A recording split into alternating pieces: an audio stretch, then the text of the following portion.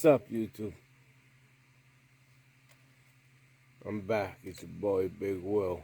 Another episode, Life After Prison.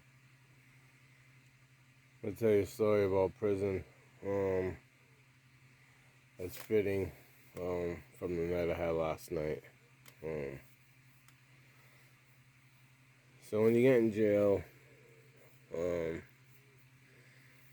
there's not much shit to do. A lot of people play.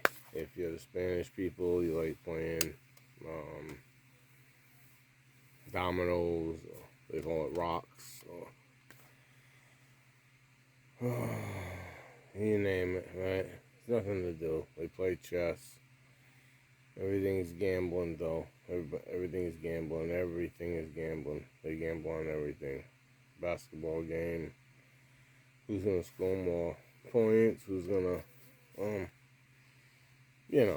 whatever. Everything is to try to make survival. Everything's survival. Everything's survival. Everything is let's try to make a dollar. So tell you a story about a gambling situation I had. Actually, two. Why a lot of people didn't like me to gamble. Why I didn't like to gamble. But why I loved it. I'm so fucking competitive, right? But so we're gambling, and I say it's fitting because last night I went to the casino, me and my wife, and I don't know. I show you the paperwork. Me and my wife went to the casino and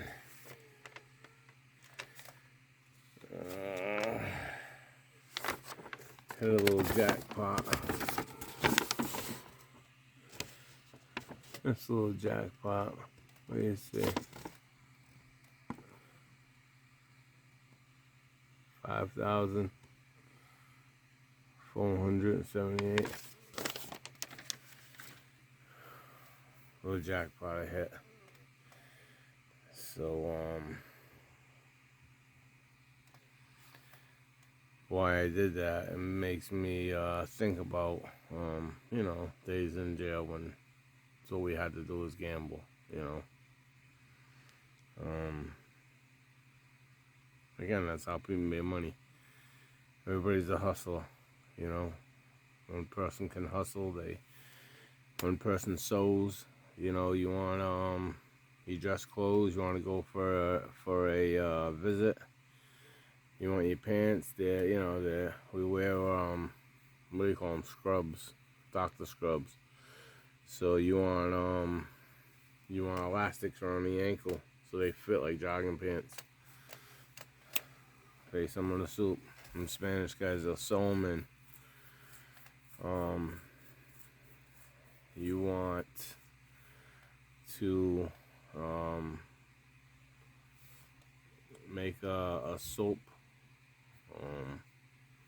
They make them out of soap, but they're big. They make them big or small or little sculptures. I had one made. It was a heart, and it had my initials and my girlfriend's initials, and you put it on a pedestal, and you say, where did they get the pedestal? And when you're in jail, you have a lot of time to think about things. We take the bottom of the deodorant, the little piece that screws up your deodorant. Take that plastic piece out and stick it in the bottom of the soap after you sculpt it. You get a bar of soap and you put it in warm water and you sculpt it and you mold it into a sculpture, whatever you want to make, whatever people make. They get the little razors and they trim it and they make you whatever you want. A rose. They get a rose and they add, like I said, Kool-Aid. They'll add Kool-Aid to something, to some water or some wax. If you know the guy that does buffs the floors, workers, unit workers and stuff, they give you some wax, to buff your floor. put some in a bottle, and you know, you put it on the sculpture and it stays hard, never breaks, you know. Other people make pens because they give you these pens, they're rubber. It's only about that big, about 3 inches long. But it's soft rubber, so you can't hurt nobody with it, you know. So what people do is they'll wrap them around paper. Wrap paper around it. And they put wax on them. And it gets hard. You know, little pens, it gets hard and all. The cartridge is still only 3 inches big of ink, but they're refillable. You take them out. Once you get a new pen from Canteen, you gotta buy them. You take the cartridge out and you stick it in it, and you got a nice hard pen that you can write with, instead of one that's bending and, you know, you're trying to write and the pen's bending and shit. It's it's not easy being in jail, you know. But so anyway, we get to this card game. And I'm a gambler, you know. I love that chase, you know what I'm saying? You can't win if you don't play. And happened twice because, like I say, I'm outspoken. Anyways, a bunch of us playing. We're all in there for 6 soups. You know, to buy in 6 soups. And then, you know, if you want to up, you know, if you want to up the ante and stuff, and it's how you can bet. Oh, I'm throwing, you know, bet another soup. Oh, I see 2 soups that are blah, blah, blah. You know, so you got a soup sometimes, $25, you know, $50, whatever, you know. Got a nice $40 pot in there. And there's soups and beef sticks, and I'm running. We're playing Texas Hold'em. And I'm running.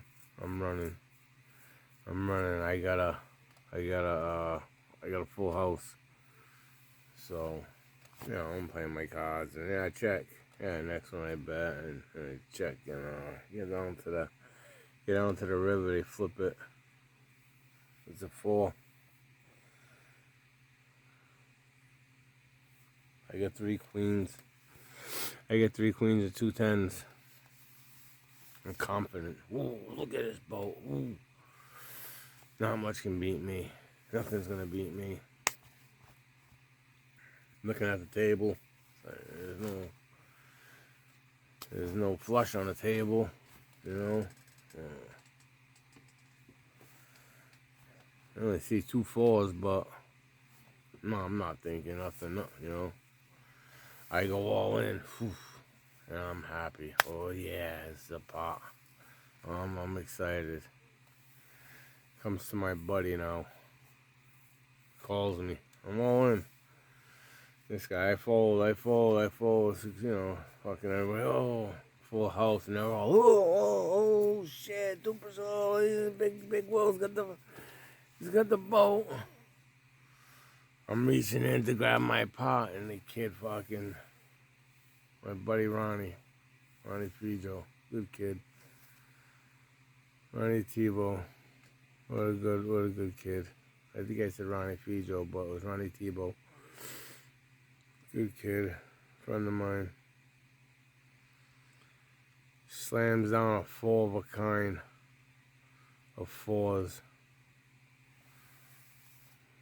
The surge of energy that went through me, the anxiety, the anguish, or the anger. Now there's certain words in jail you don't say, or they're fighting words. But as he slams down a 4 of a kind, and I'm looking at him, I yell, "You fucking bitch!" That's go time.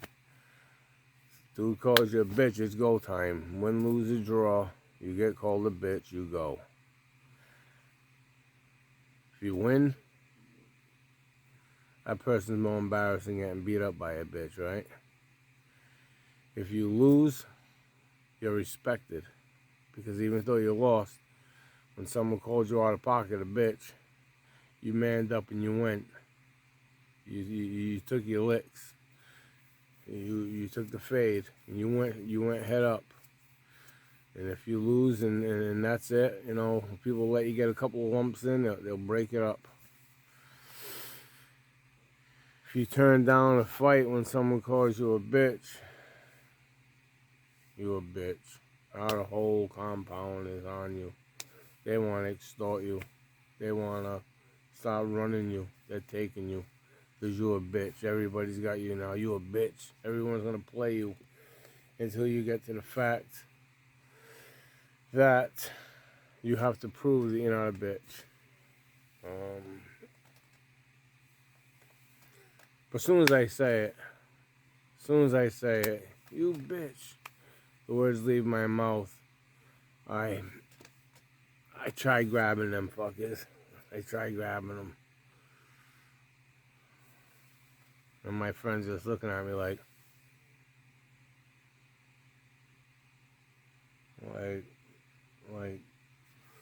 all depressed now because, you know, as we go for a fade, I'm tearing shit up. You know what I mean? That's how I was. That's my reputation. That's how I was in jail. I'm big.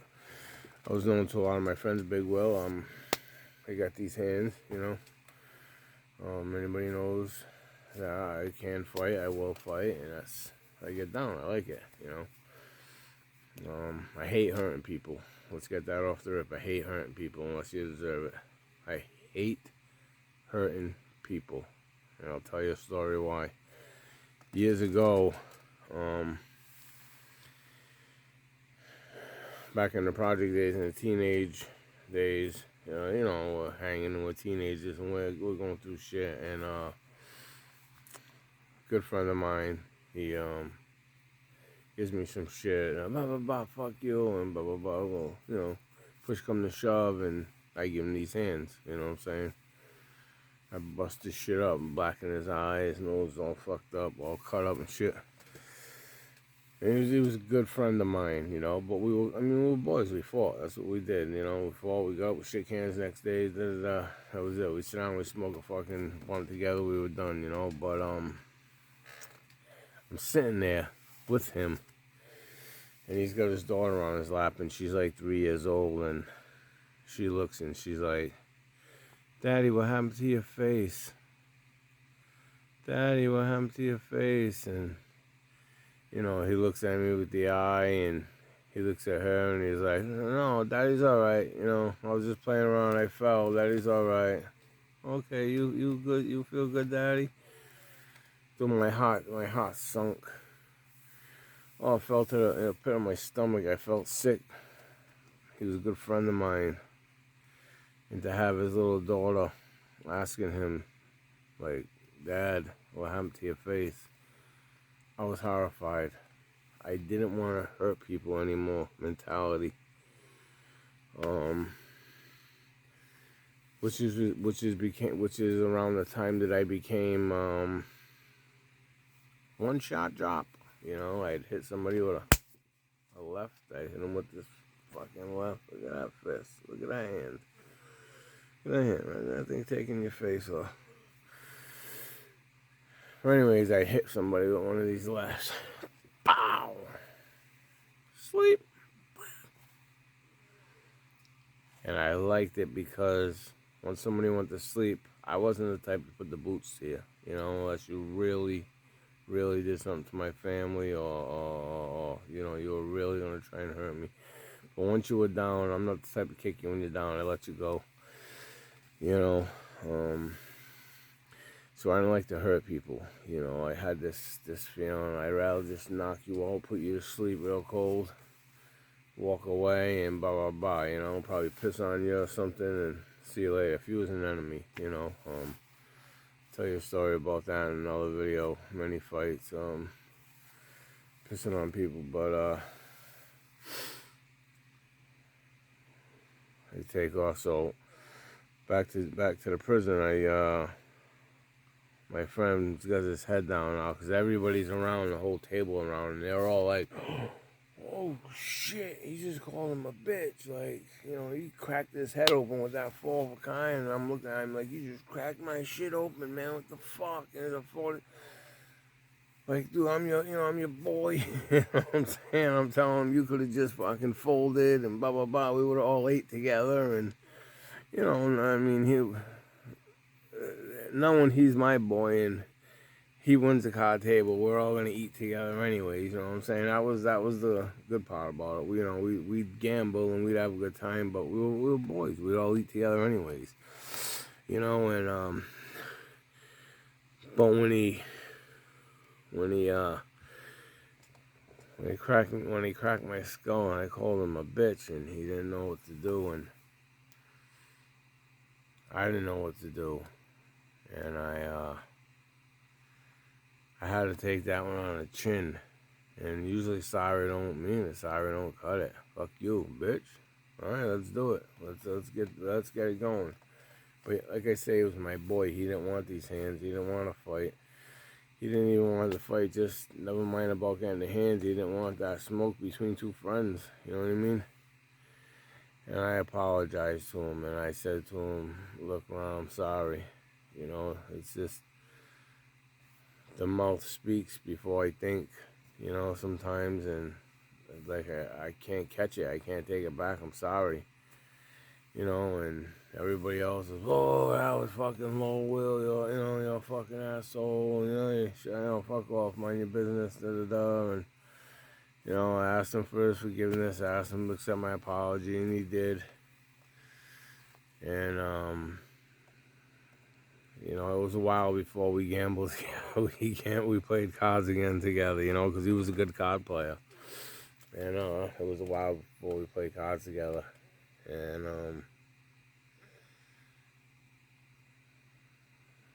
what a day, like to think, shit, over some soups, over some oodles and noodles, I gotta bust my boy up, because my mistake, because I got my head cracked open in cards, and I hated gamble, because I'm an emotional gambler, I'm an emotional gambler, I chase, I got 4 of a kind, let me change, I got 4 clubs, let me chase that flush, you know what I'm saying, I got 2 pairs, let me chase that full house, you know what I'm saying, like I chase it, I'm a chaser, I stay, like, I don't fold, let me see that river card, let me see that, flip them, I don't, and I used to be, and that used to get me into a lot of discrepancies. I lost a lot of money that way, but it was a second example, same situation, we're playing, bunch of friends playing, some enemies, just not enemies, but just guys around the table that are not your boys, but just the gamblers, you know what I mean? Someone, if you call a bitch and it's by accident like that, then you going, but we're playing, da-da-da, and, fucking, we're cards going around, and pool's getting up there, we got like $12 pot in, and, I hit this kid, and, I got 2 pair, and the kid pulls out a 3 of a kind, and again, I yell, motherfucking bitch, I didn't call the kid a bitch, it's just, that word just comes out, you know what I mean? Fucking bitch is one of my sayings, you know what I mean? Fucking bitch. Like, fucking bitch. Shit like that. It's just something I say, you know what I mean? And, again, dude looked at me, and everybody looked at, like, oh, here we go again. This fucking guy, he's gotta push the limits with the bitch, you know what I'm saying? And shockingly, this kid says to me, Will, can I talk to you in the cell? And anybody that has been in jail, and if you don't, I'll tell you now, when someone says to you, can I talk to you in a cell, them are fighting words. You're going to fight. You're not going in there to fuck, unless he really likes you, unless you're a fuck boy and you get down with that. But someone says to you, can I talk to you in a cell? Be ready to thump. Be aware of what you're walking into. When you're walking to that cell, as you got someone back, step back, look, see who's in there, you know, see what's going on, see what the situation looks like. Don't ever walk in first. Let the dude walk in first. You know what I mean? Unless it's in your cell, you know. But he's like, "Can I talk to you? Can I talk to you in the cell?" Well, so me right away, I'm at the table, and every time you're out in the day room, another thing about jail, I'm gonna tell you guys, when you're out in jail, when you're out in the day room, when you're out in the yard, whenever you go to the shower, when you go to the shower, you wear your shower slides. You carry your sneakers. As soon as you get out of the shower, you put your sneakers on. Don't never let nobody catch you with your shower slides on. You know, if someone's gonna hit you, you're gonna fly right out of them things. They slip, they slide, they're little cheap, flimsy little flip flops. You're gonna go out of them, unless you can fight barefooted and you kick them things right off. Always have your sneakers with you. When you go in the day room, don't wear your shower slides to the day room. We would have a thing for the Fall River boys. Someone wore their shower shoes out in the day room. Someone else would take a Schnaller off. A little hard. It's like a hard Portuguese slipper that they wear, but they get them. You buy them in the canteen. They're a lot sturdier and safer, and they last longer than the cheap little dollar flip flops, right? But if someone wore their shower slides out in the day room, someone else would go get a Schnaller, and you'd give them a couple of crack, one in the back of the neck, or one in or a couple in the ass, or sometimes you'd have two guys. This guy. Now you're getting a DP. You know what I'm saying? You're getting a disciplinary punishment for wearing that shit on the day room. You never know when there's gonna be a wall's gonna break off. You come out of your cell. You don't know what me or the next guy, Fall River, and your crew's got going on. Or I might have argued with somebody. And he's getting his boys ready, and they're getting their boys ready, and so I'm coming in, and my boys are supposed to be ready, and you come walking out with shower shoes, and you're yawning, and you get into a fight. Have no idea what's going on, and you get knocked out because you're wearing shower shoes. So what we would do is we pass out a DP.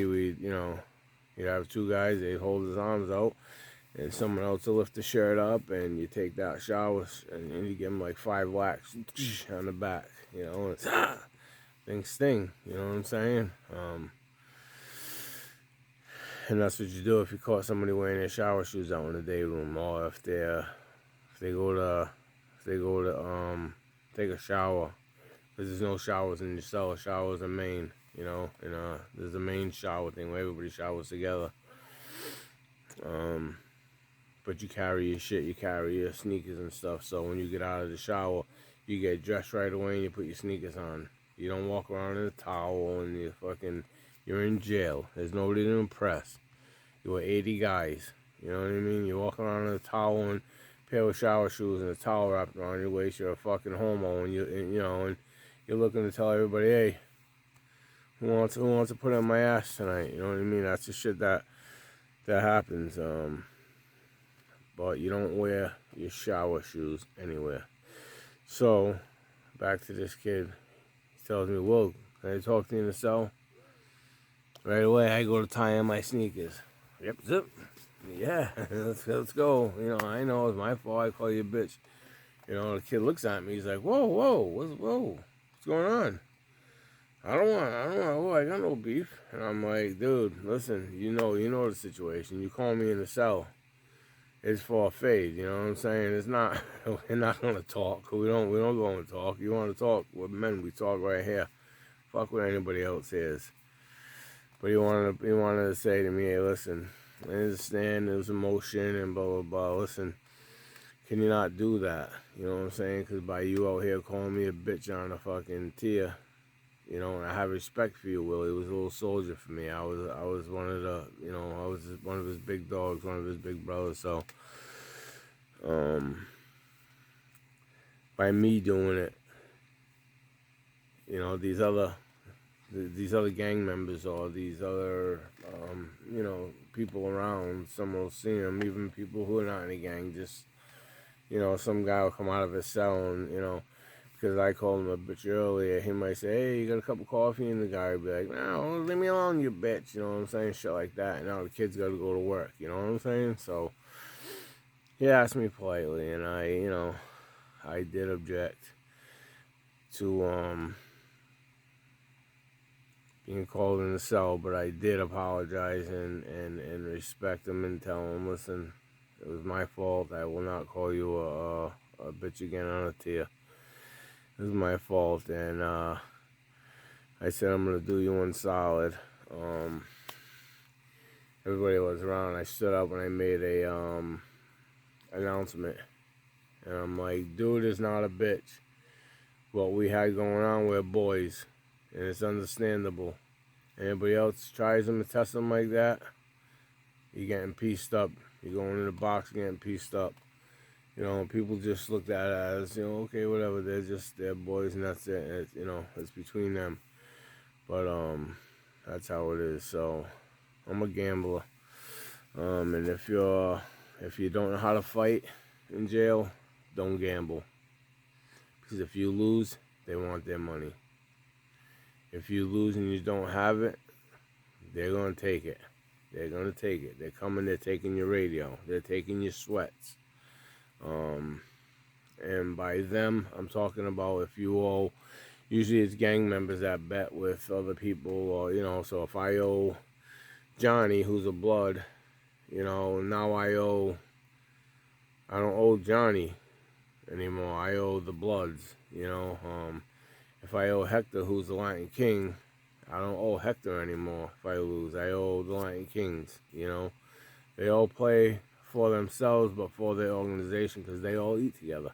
Same thing with us. We were just Fall River. That's just where we were from. You know, we walked in. If you're from my area, if you was in Dartmouth House Correction, you walk in and, you know, right away you'd hear, you know, when someone walked through the doors, you know, on when new inmates come in, they're looking, you know, people are, you know, window watching, and they see someone come in and they be like, yo, Dupress, you know. And it's all, you know, all Fall River. That's the same we got out here now. All you people from Fall River know when you sit there and you tell them Fall River, you know. You know, that's how it is. But, yeah, there's a couple little things you don't do in jail. You don't gamble if you can't afford it. If you can't fight. Never wear your shower shoes out in the day room. Never wear your shower shoes from the shower to your cell. Your shower shoes are to be worn inside your house, inside your cell. When you walk to your door, you take your sneakers off at your door and you step in your shower shoes.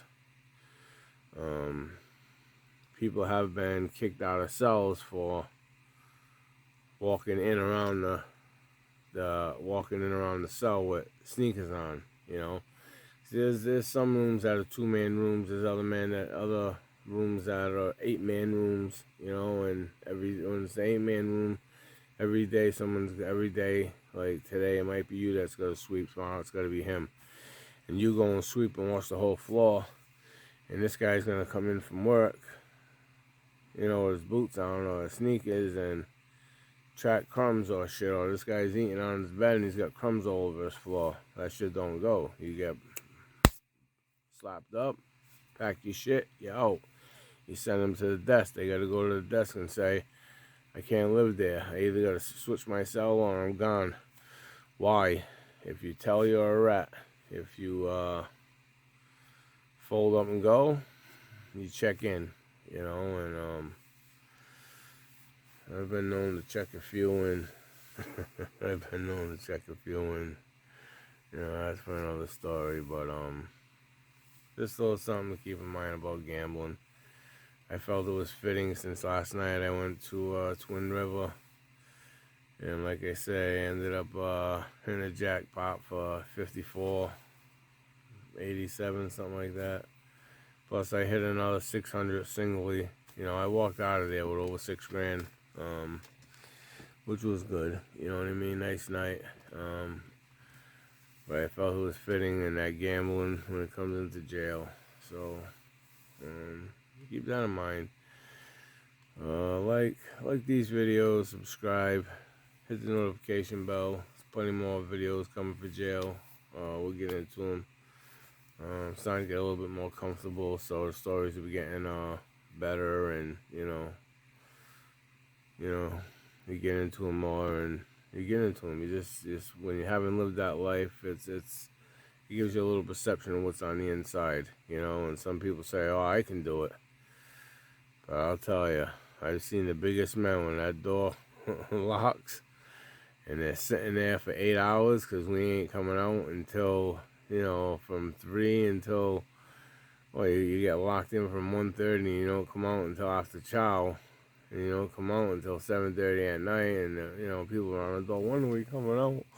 Oh my God, I'm not gonna be able to do this, you know. And then as soon as that cell door locks at 8 o'clock, you get your hour rec and the door locks, and people are on that window like, you need this door open, you know. Dude, that door ain't opening again until 1 p.m. the next day, you know what I mean? You get out for breakfast in the morning, but you go right back in, you know. If you can't handle jail, if your mind can't handle it, don't do them crimes. But like and subscribe, you know, help a brother out, get this channel going.